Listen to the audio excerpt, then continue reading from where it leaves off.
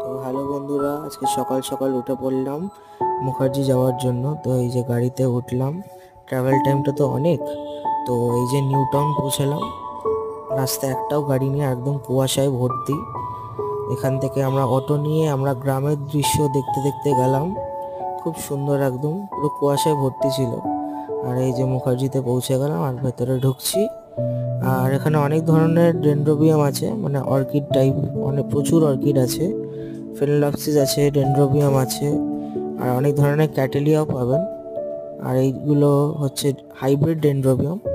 এই যে আপনারা ক্যাটেলিয়া দেখতে পাচ্ছেন, অপূর্ব সব রং একদম।